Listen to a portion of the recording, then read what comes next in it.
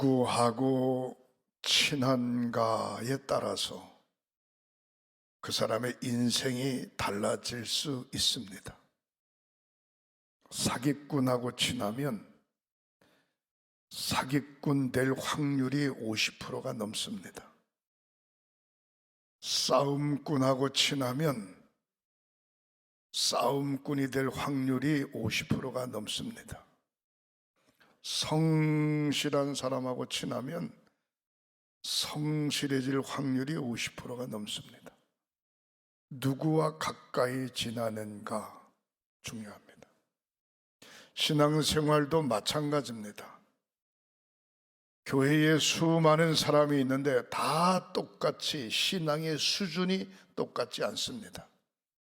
어떤 사람은 긍정적인 사람, 어떤 사람은 부정적인 사람이 있습니다.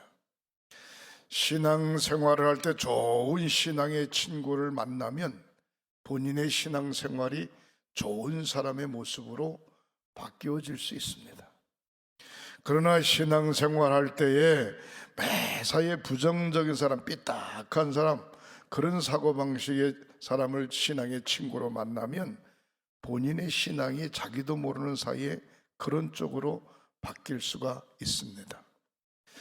자기 주변에 있는 사람이 누군가에 따라서 그 사람의 모습이 좋아질 수도 있고 나빠질 수도 있습니다.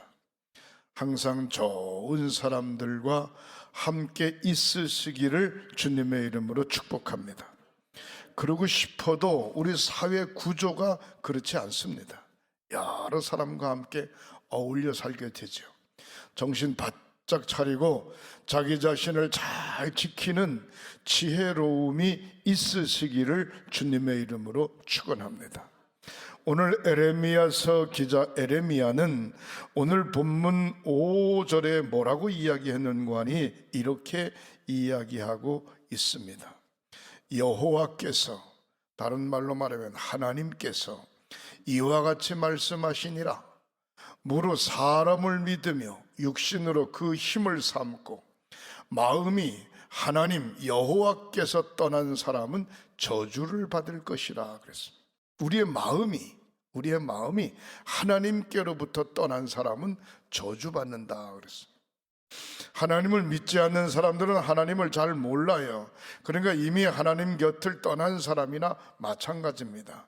그러니까 어떻게 사는 고하니 영적으로 우상 숭배하든지 육신의 힘을 의지하고 살죠.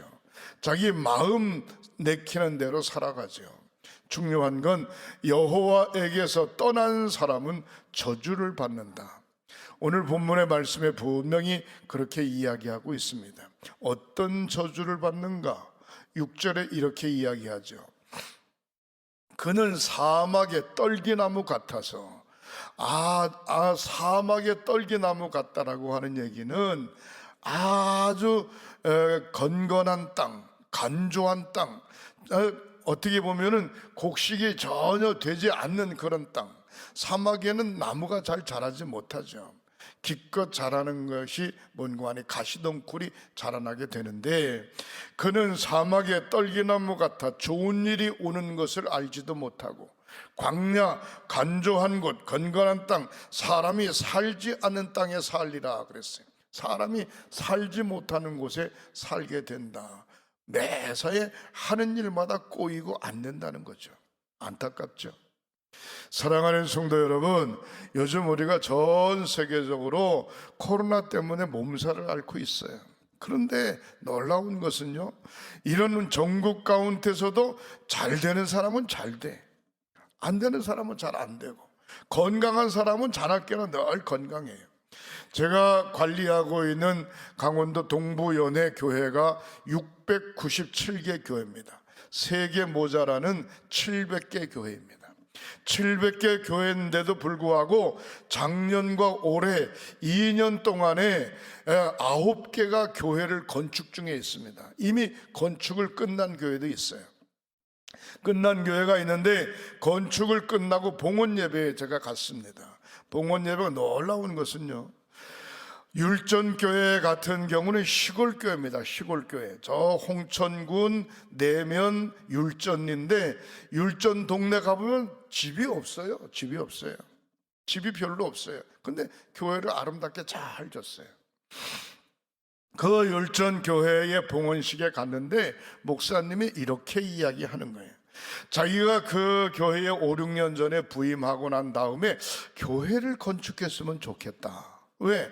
거기는 고냉지기 때문에 겨울철이 너무 추운 거예요. 근데 옛날 건물이 헛집이다 그럴까? 그래가지고 너무 추워. 그리고 오래된 건물이라서 저기 난방도 잘 안 돼요. 교회를 지었으면 좋겠다, 그런 생각을 늘 가지고 기도했는데, 그걸 차마 장로님이나 권사님이나 집사님들한테 이야기를 할 수가 없다는 거예요. 왜 이야기를 할 수 없는가 하니, 경제적으로 너무 어렵고, 지금 코로나 전국 시대에 교회 짓자라고 이야기하면 미쳤냐 소리 들 텐데 말도 못하고 있는데, 어느 날 갑자기 장로님들이 목사님 교회 집시다 그러다는 거예요. 그래서 속으로는 좋지만 겉으로 아유 요즘같이 어려운 시대에 무슨 교회를 짓냐고, 아이 그래도 어렵지만 한번 해봐야 되지 않겠냐고. 그게 장로님들 생각이냐? 그랬더니 장로님들 생각만도 아니고 권사님, 집사님 몇몇 사람들이 교회를 건축했으면 좋겠다고 한다는 거예요. 그럼 해봅시다.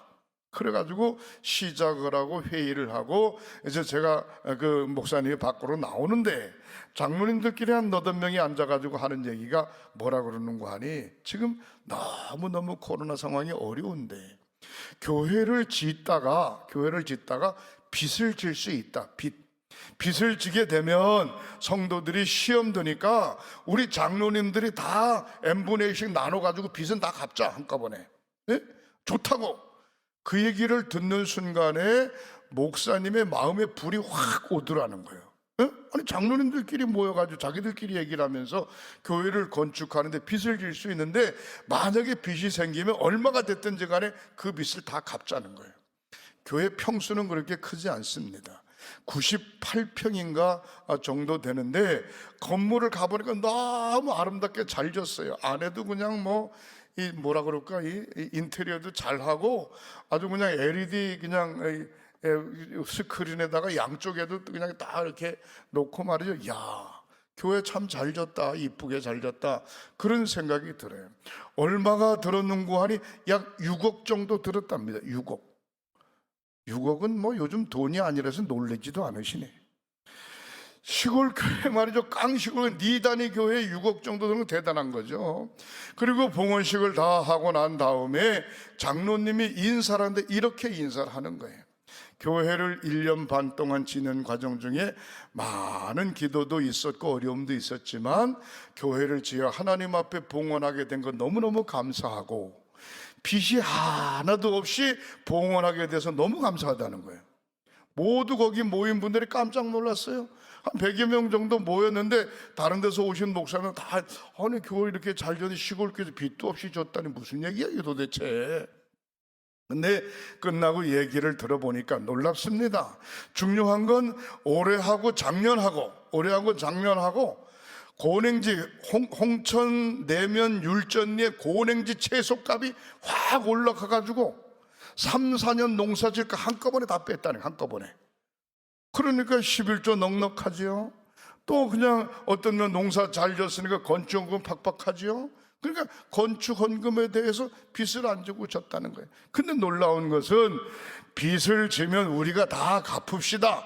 장로님들이 4명이 모여가지고 얘기를 했는데, 놀랍게도 그 동네에서 농사를 제일 잘 지으신 분들이 이 4분 장로님들입니다.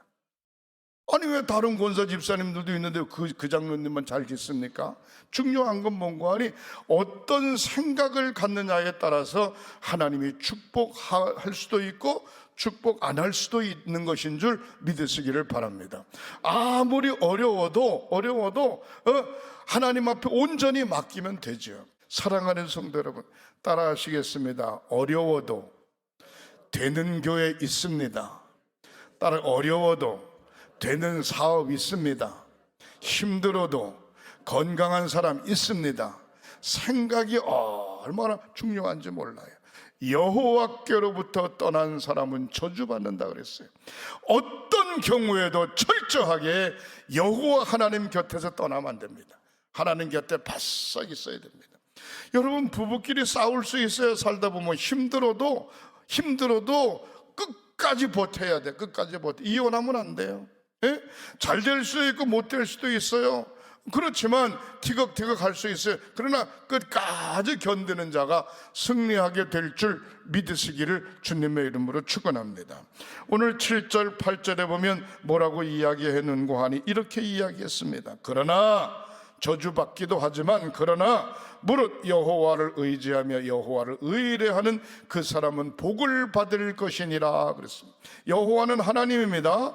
그러므로 그러나 무릇 하나님을 의지하며 하나님을 의뢰하는 그 사람은 복을 받을 것이니라.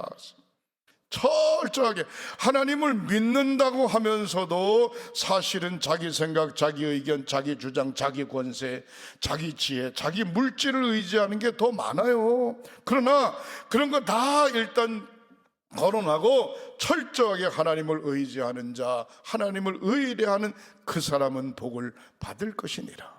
사랑하는 성도 여러분, 믿음의 사람들이 되시기를 주님의 이름으로 축원합니다. 철저하게 하나님을 의지하는 저와 여러분들이 되어 복을 받는 삶이 되시기를 주님의 이름으로 축원합니다. 무슨 복을 받는가? 8절에 이렇게 이야기하죠.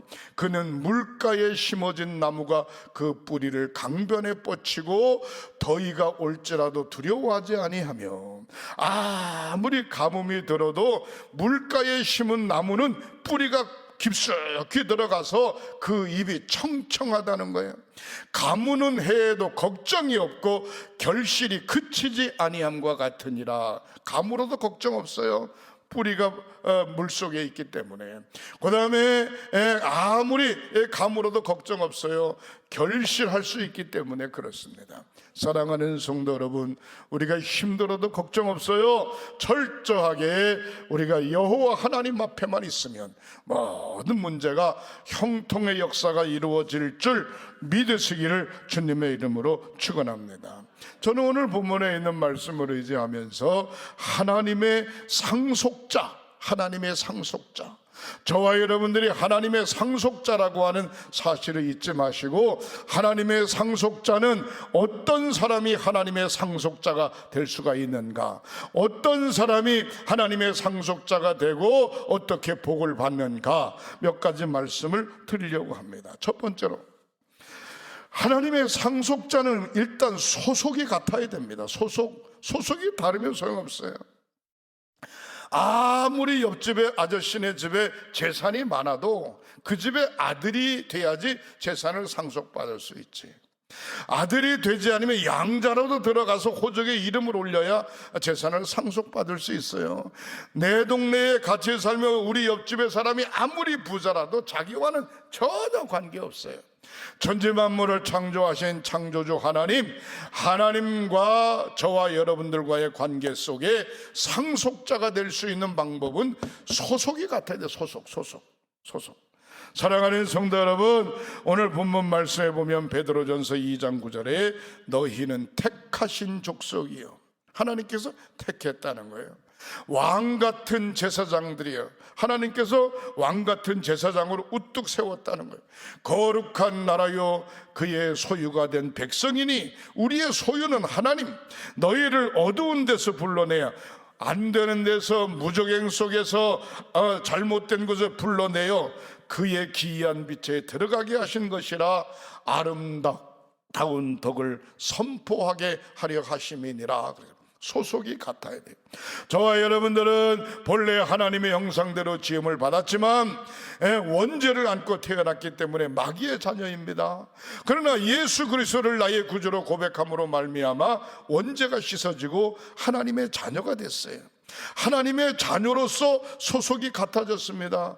예수의 보혈의 피값으로 죄 씻음 받음으로 말미암아 예수의 신부가 되어졌으므로 소속이 같아졌습니다. 하나님의 영을 인도함을 받음으로 말미암아 하나님의 영, 양자의 영을 받았으므로 하나님의 자녀라고 불리는 사람이 되어졌습니다. 그러므로 소속이 같아요. 하나님을 아버지라고 부르고 예수를 신랑이라고 부르고 하나님의 영을, 나의 삶을 온전히 바꿔주신 하나님의 영, 양자의 영을 부여받았으므로 우리는 소속이 같아. 소속이 같으므로 반드시 하늘의 모든 것을 상속할 수 있는 줄 믿으시기를 주님의 이름으로 축원합니다. 우리 교회에서 후원했던 지역이 있죠. 러시아 블라디보스톡 바로 옆에 있는 연해주 지역에 가나안 농군학교를 설립하는 데 있어서 거기에 본관을 짓는 일에 우리가 몇 년 전에 후원하고 그랬습니다. 지지난주에 우리 한상진 장로님이 가서 한 2주간 동안 고생하시고 오셨죠. 네? 근데 제가 한 30년 됐을까요?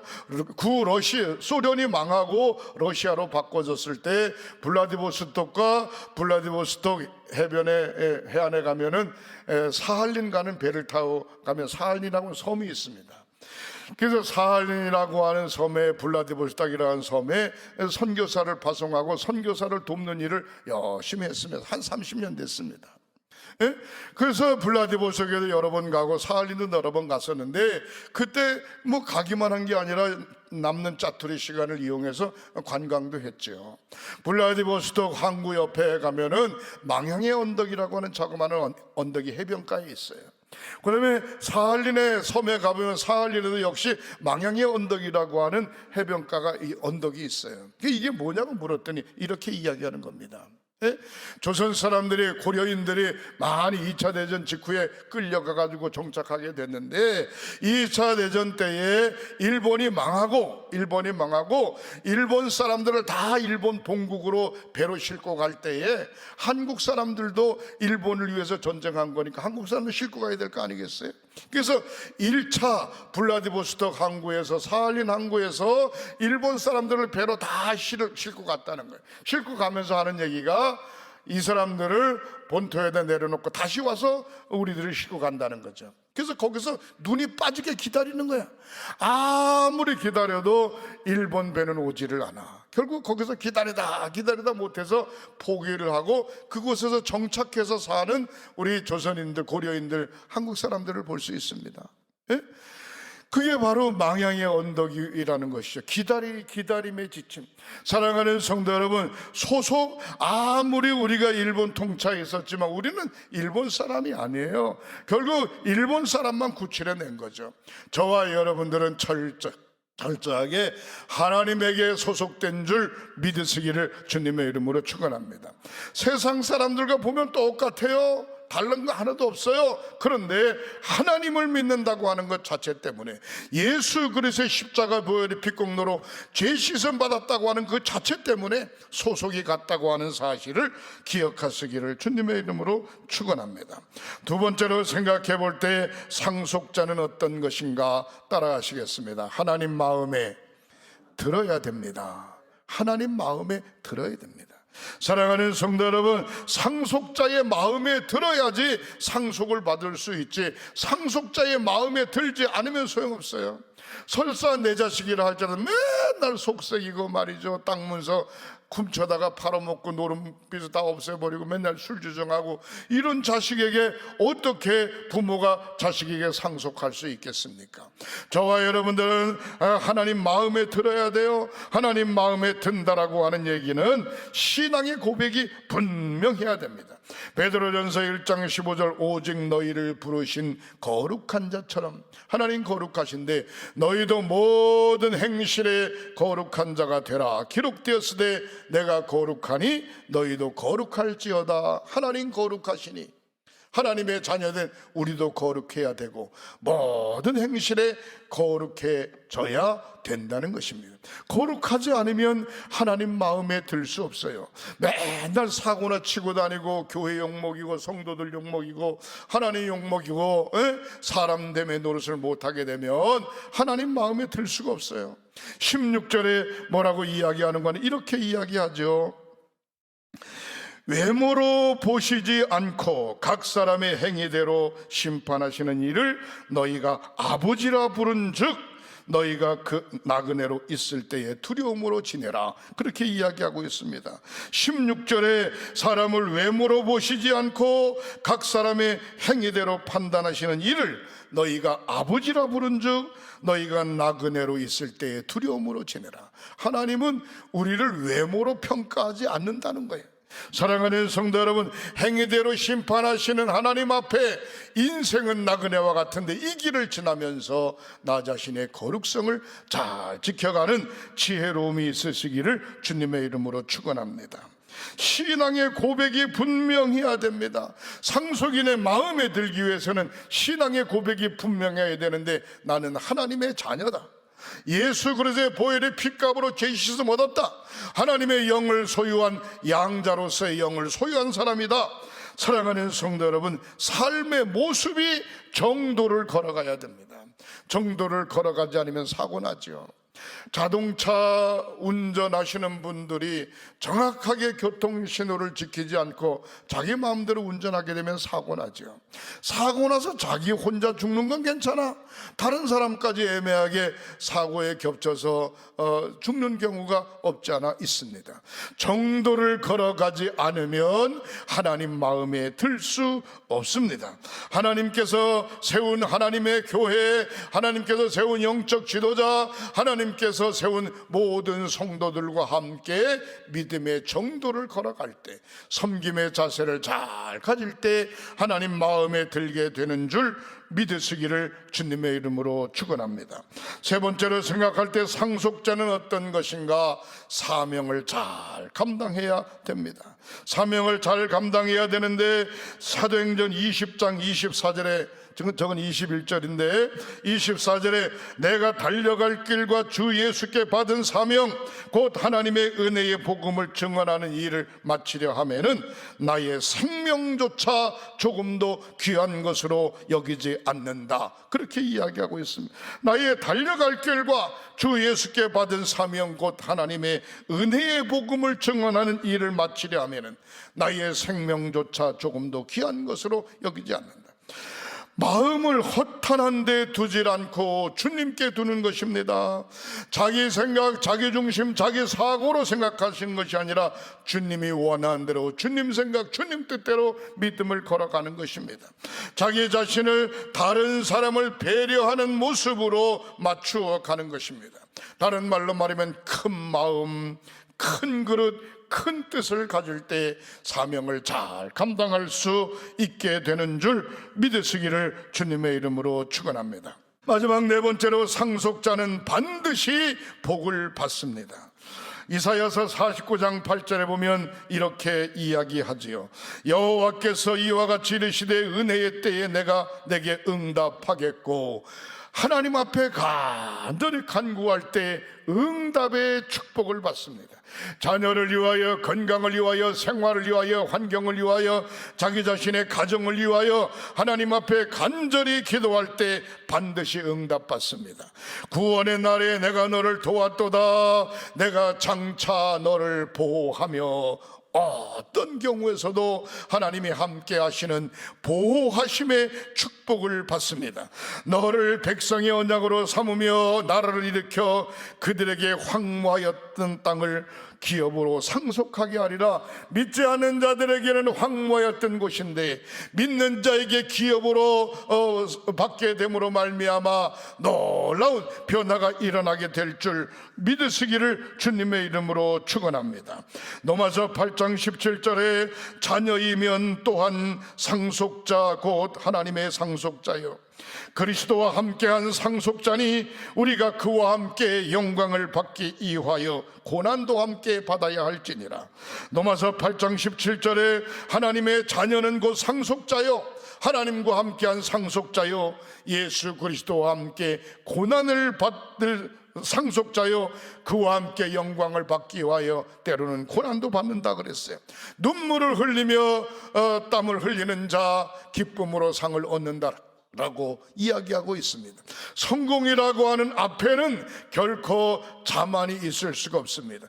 게으름이 있을 수 없습니다. 끝까지 최선을 다하고 온 마음과 정성을 다할 때 성공이라고 하는 그림이 앞에 그리워지게 되는 것입니다. 에베소서 3장 6절에 이는 이방인들이 복음으로 말미암아 그리스도 예수 안에서 함께 상속자가 되고 함께 지체가 되고 함께 약속에 참여하는 자가 됨이니라 말씀하고 있습니다. 사랑하는 성도 여러분, 이방인 하나님을 알지 못할 때는 전혀 관계없지만 예수를 나의 구주로 고백하고 하나님의 자녀가 된 다음부터는 예수 안에서 모두가 다 상속자가 되고 지체가 되고 약속에 참여하는 자가 됨을 분명코 믿으시기를 주님의 이름으로 축원합니다. 우리는 예수 안에 하나입니다. 예수 안에 한 형제요 자매입니다. 예수 안에 천국 시민이고 예수 안에 하나님의 자녀입니다. 하나님의 자녀로서의 믿음을 우뚝 지켜가시기를 주님의 이름으로 축원합니다. 하나님의 상속자로서의 자부심을 가지시기를 주님의 이름으로 축원합니다.